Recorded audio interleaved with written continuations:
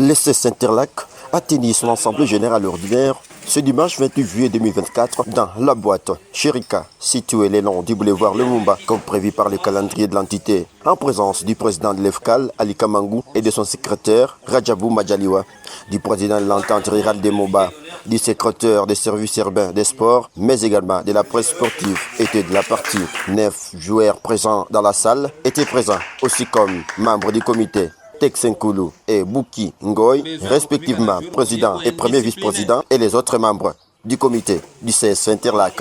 Après la vérification du quorum, le président de l'entente urbaine de football de Kalemi, Ali Kamangou, a donné l'ego pour la tenue de l'Assemblée générale extraordinaire du CS Interlac. Le secrétaire sportif du club, Maxime Kissimba, faisant la modération de ses assises, a ouvert la balle tout en donnant les grandes lignes avec point à l'ordre du jour. Présentation des participants, vérification des quorums, lecture des rapports bilan de la saison sportive 2023-2024 et la prévision budgétaire 2024-2025 et enfin le divers. Après avoir étalé son rapport bilan sur tous les trois aspects, à savoir l'aspect technique, administratif et financier. Le secrétaire Maxime Kissimba a souligné les difficultés rencontrées durant la saison sportive 2023-2024. Point à l'ordre du jour.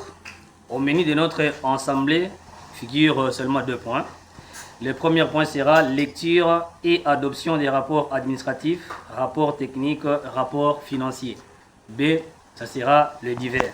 Un rapport bilan déclaré largement positif et le comité a revu la prévision budgétaire de $50 000 pour la saison sportive 2024-2025, contrairement à la prévision budgétaire de l'année passée qui était évaluée à $6 000.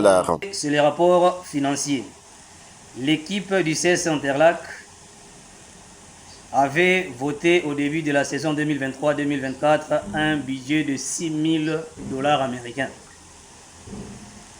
C'est ce qui a été dépensé au courant de la saison, $6 000 américains. Pour la saison 2024-2025, le CS Interlac prévoit un budget de $50 000 américains.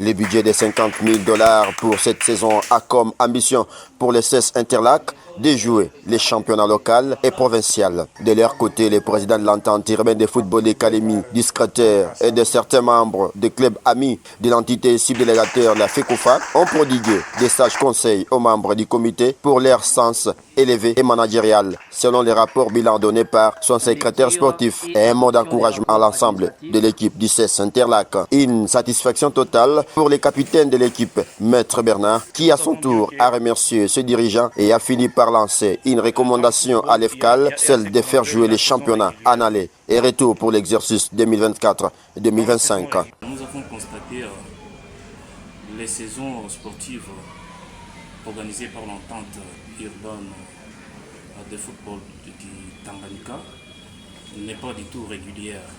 Pourquoi je le dis? Parce que les saisons n'arrivent pas au terme. C'est-à-dire quoi? Ils ne respectent pas les normes.